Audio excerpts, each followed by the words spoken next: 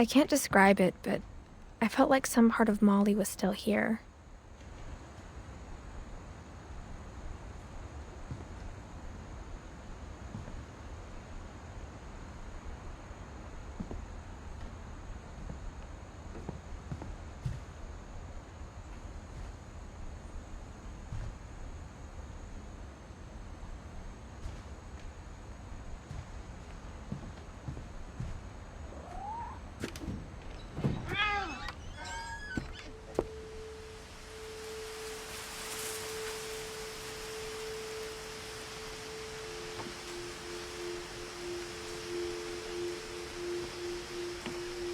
This will be obvious later, but my mom never told me any of these stories. Edie would have, but Mom didn't like bringing up the past. Though, when we adopted a stray kitten, she was the one who named it Molly.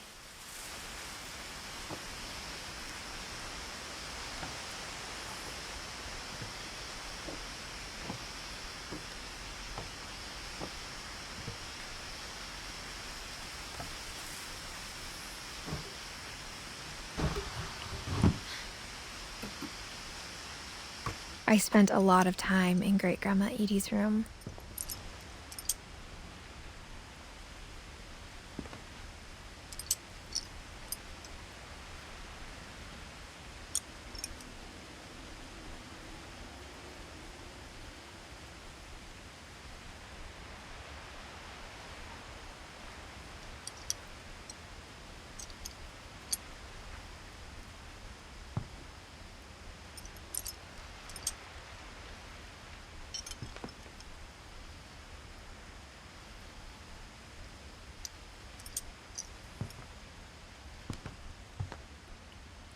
Louis died a week before we left, but Edie had already started to memorialize him.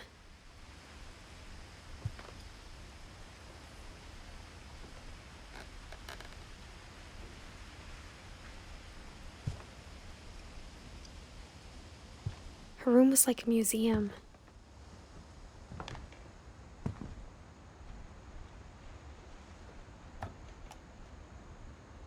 For 500 years, the Finches have been famous throughout Norway for their fortune and misfortune.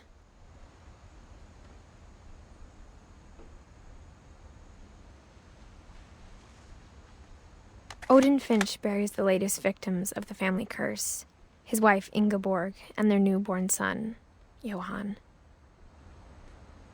On January 7th, 1937, he set sail with his family and his house, hoping to leave the curse behind.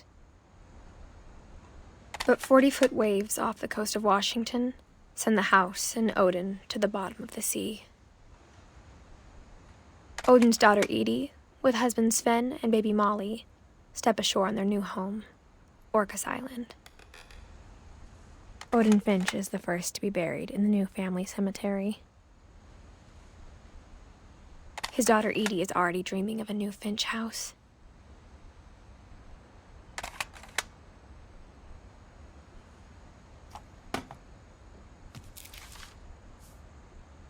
Whatever's wrong with this family, it goes back a long ways.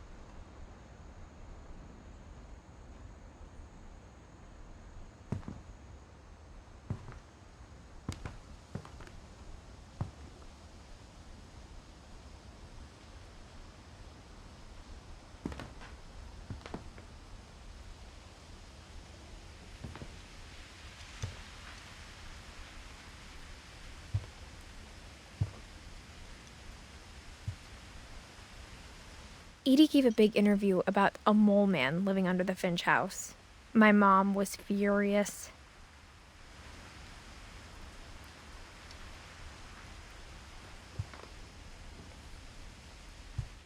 I hadn't thought of myself as Edith Jr. for a long, long time.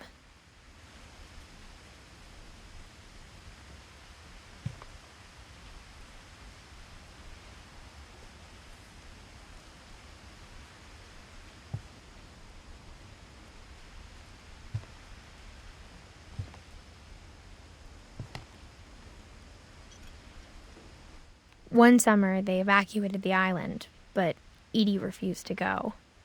For a few weeks, she was a celebrity.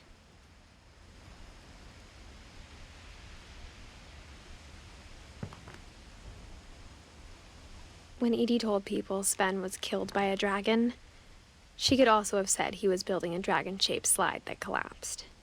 She could have, but she didn't.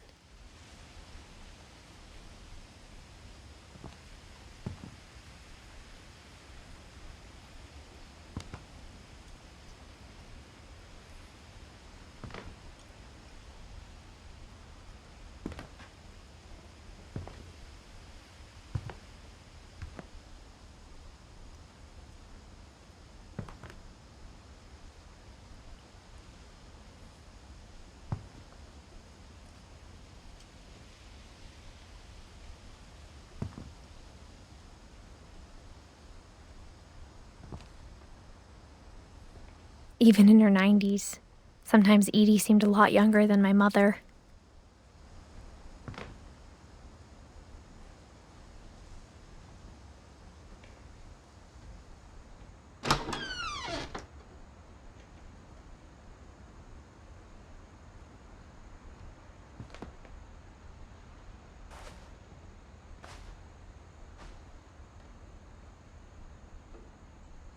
The only trace Grandpa Sam's first wife, Kay, left on the house was the pink bathroom. It was a pretty big trace.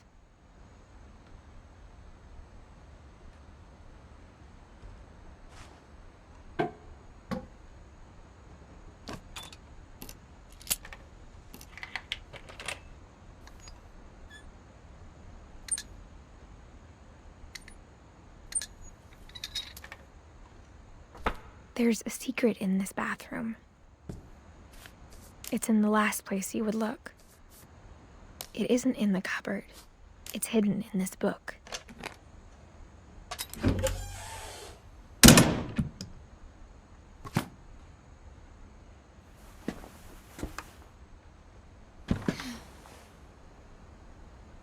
Sven gave Sam an old camera he'd refurbished. He never put it down.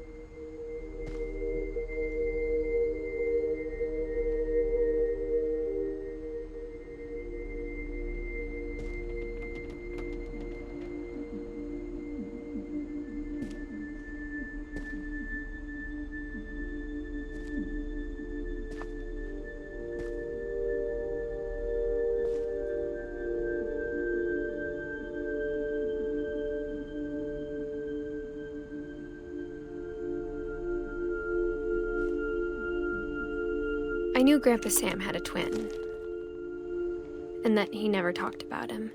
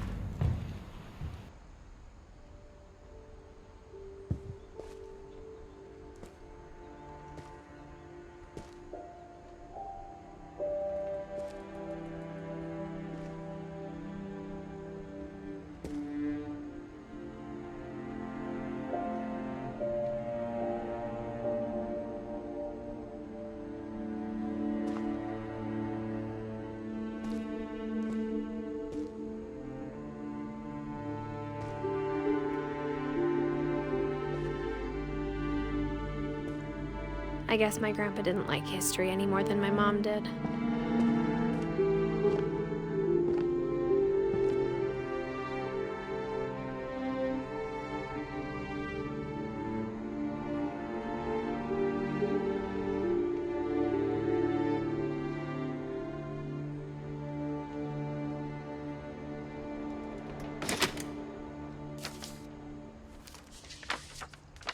How I Want to Remember My Brother by Sam Finch.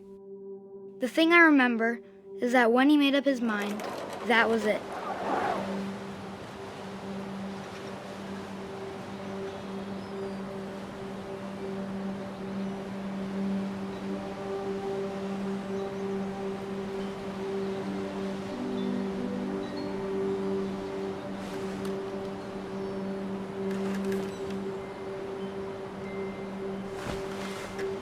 My brother said he'd die before he ate another mushroom, and he did.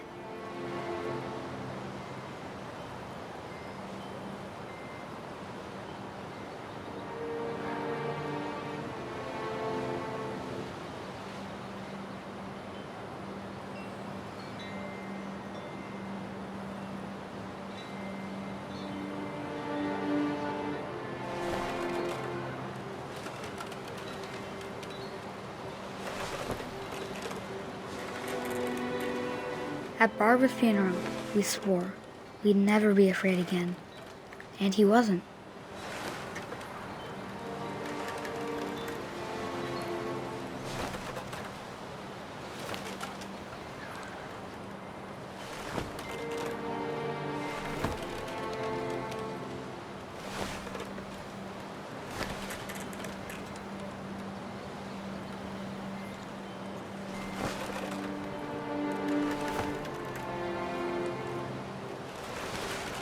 I think Calvin always wanted to fly.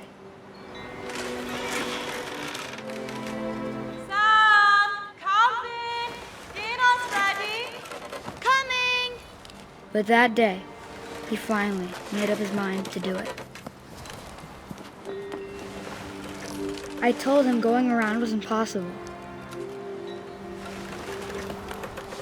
Maybe if I hadn't said that,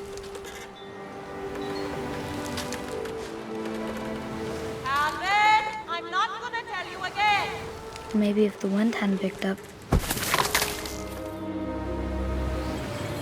then maybe he'd still be here. But I doubt it. I think he'd already made up his mind. That's what I want to remember about my brother.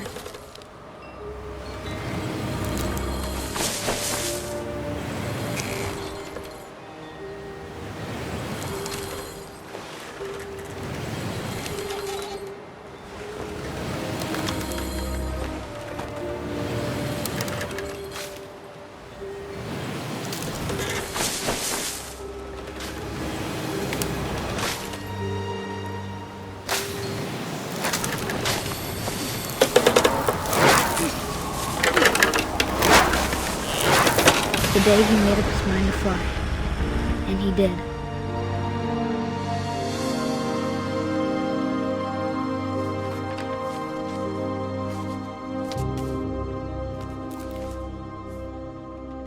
Calvin's story felt strangely familiar.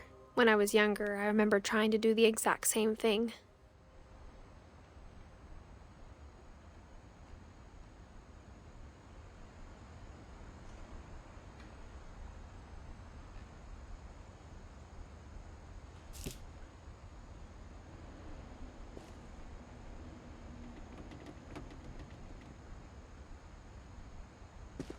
After the funeral, Edie roped off Calvin's half of the room.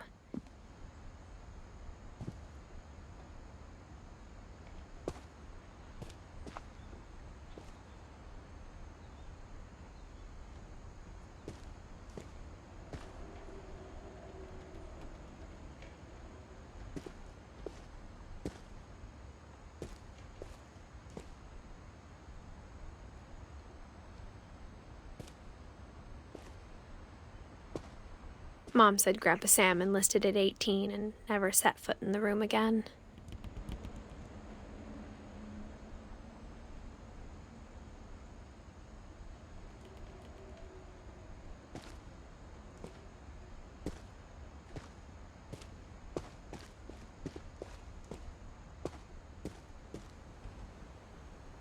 The passages were a pretty tight fit.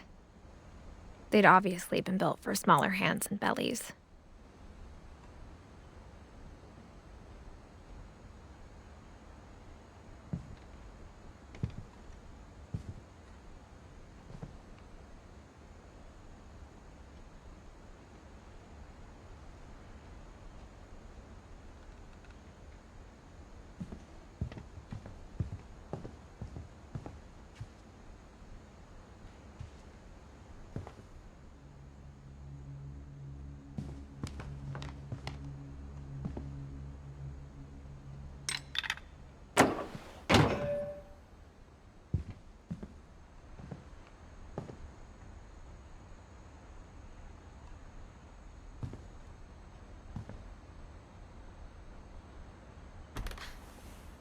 Barbara was a child star for 2 years, until America grew out of it.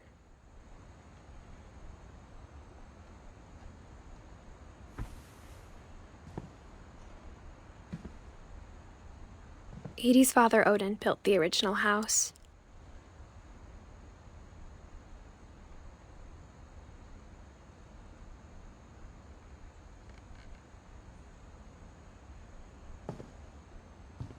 Whenever people ask me about my family, the first thing they always want to know about is Barbara.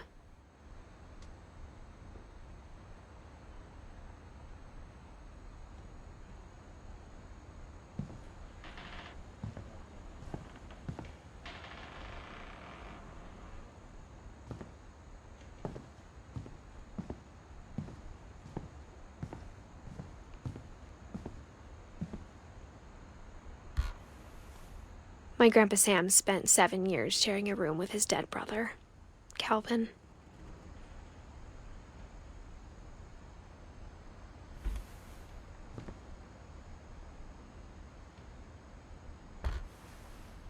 As a kid, I just assumed every house had peepholes and sealed rooms you weren't allowed inside of.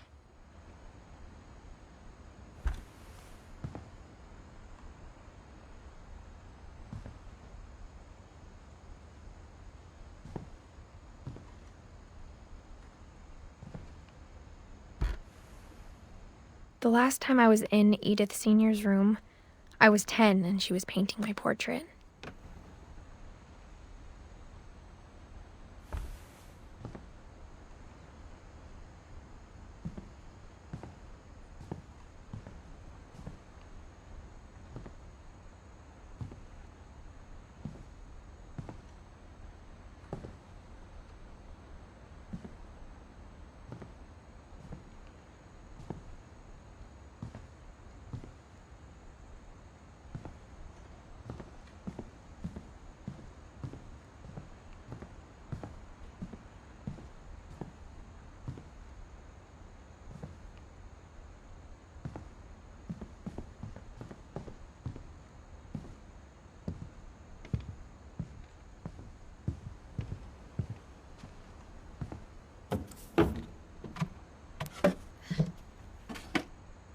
Growing up, I always thought of Barbara as a child star.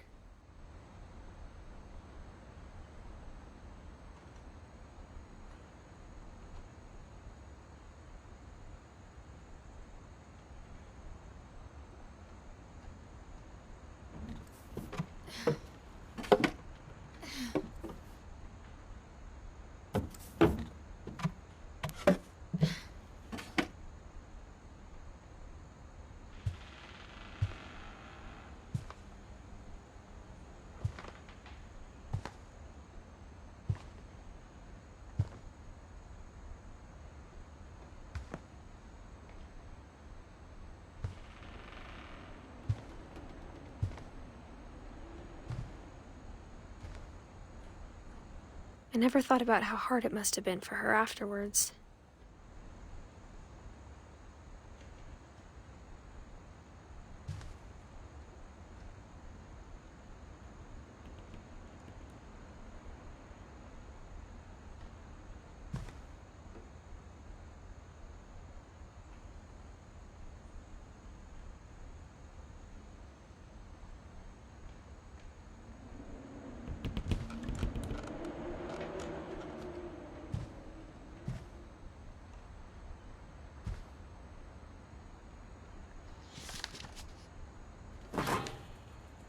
Of all the stories people wrote about Barbara's death, I'm surprised Edie saved this one.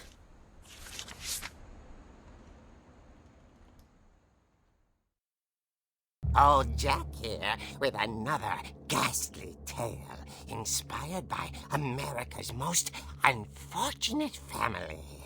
I'm calling it The Surprise Ending of Barbara Finch.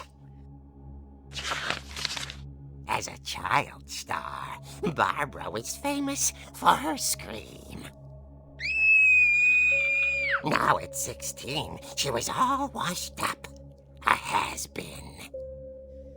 But in a lucky break, she'd been asked to perform her signature scream at a local convention for monster movie fans. It was just the boost her career needed. Unfortunately, her scream hadn't aged well. Getting better. I think you just need the right motivation. Her biggest fan and current boyfriend, Rick, was about to demonstrate when... Now that was a great scream. It was Barbara's father, Sven. He'd slipped into a table saw and had to be rushed to the emergency room. So Barbara got stuck babysitting her youngest brother, Walter. Her convention comeback was cancelled. Okay, I'm hearing frustration, but I'm not hearing terror. What if I tried... A gang of hoodlums in Halloween masks have been terrorizing Orcas Island tonight. Police are urging residents to...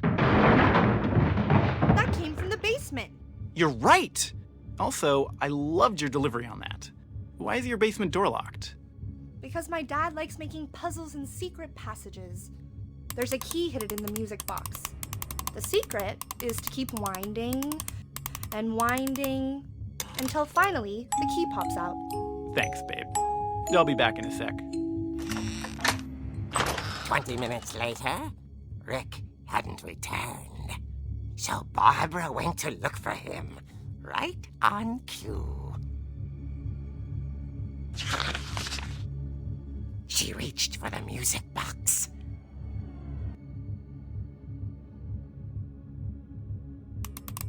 And as she wound the key, she listened for Rick, but the house was silent.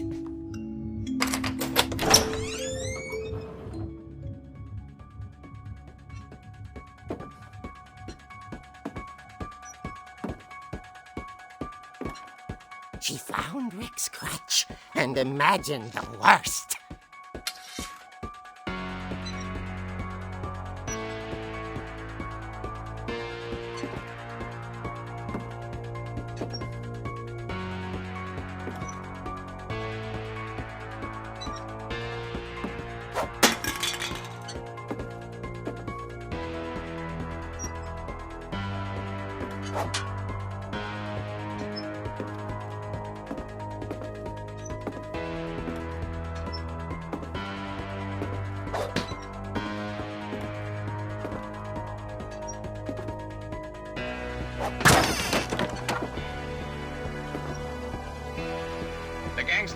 infamous Hookman killer, Dr. Carl Hamill, who impaled and then ate his family 10 years ago tonight.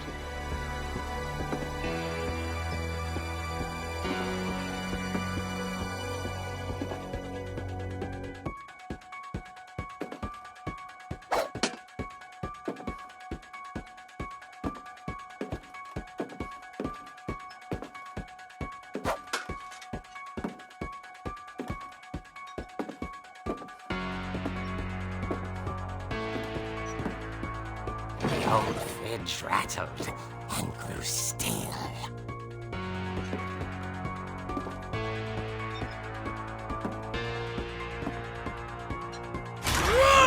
Oh dear!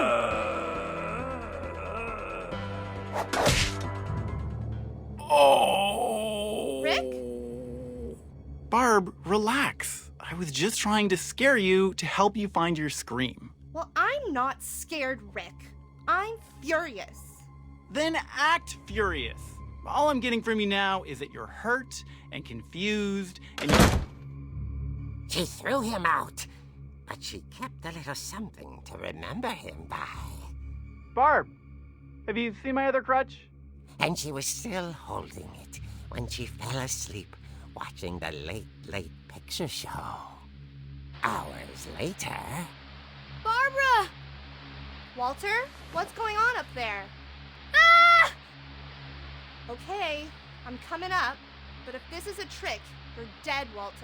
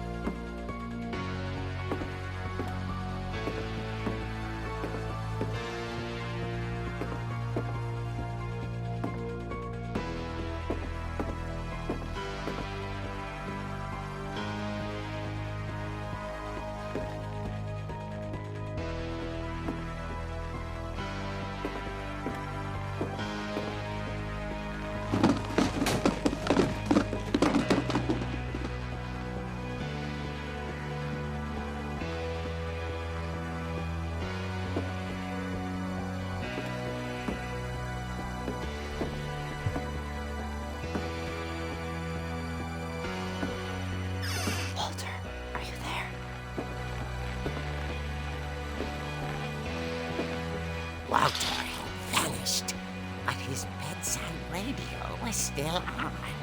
Orcas Island police describe the man as 6 feet tall, with a steel hook for a hand.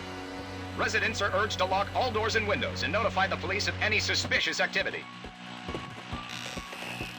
Barbara turned, saw the hook man, and was speechless.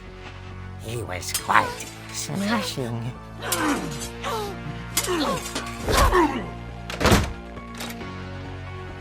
And who he was, he couldn't get enough of Barbara.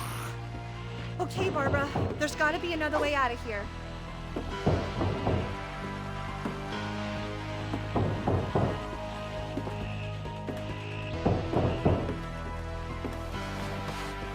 That night, she played her part beautifully.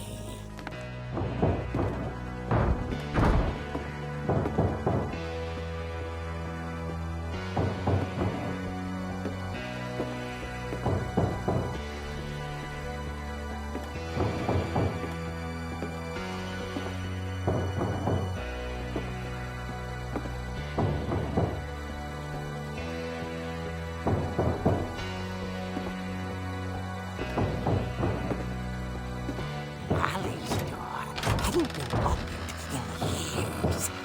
The hinges groaned.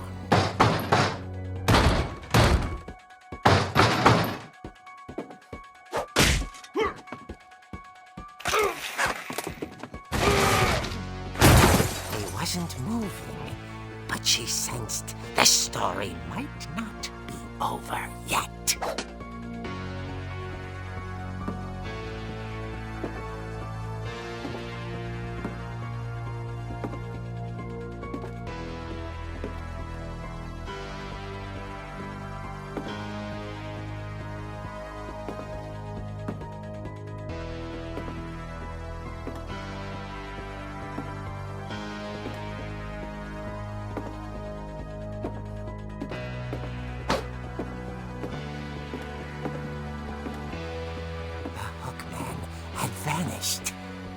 listened for his breathing, but all she heard was...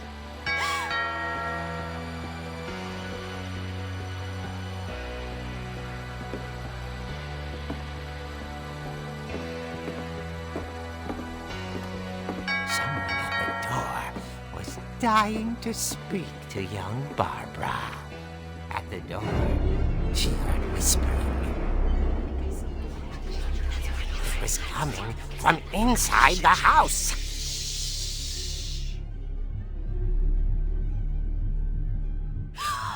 Oh dear. The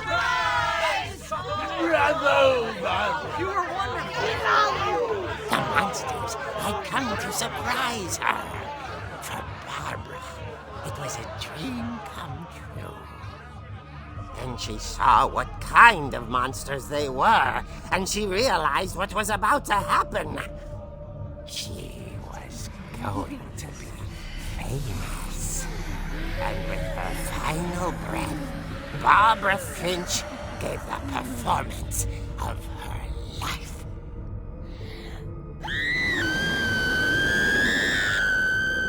I wasn't there myself, but I hear Barbara was magnificent. Poor girl. She had a taste for stardom. But unfortunately, so did her fans.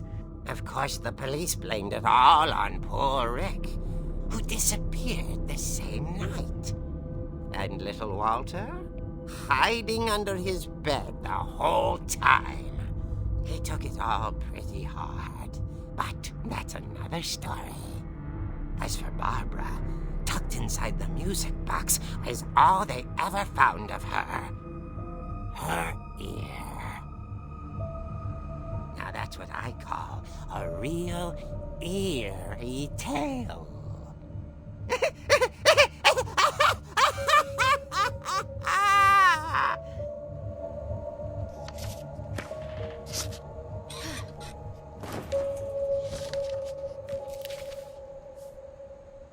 Edie told me all Barbara wanted was to be remembered, as absurd as that comic was.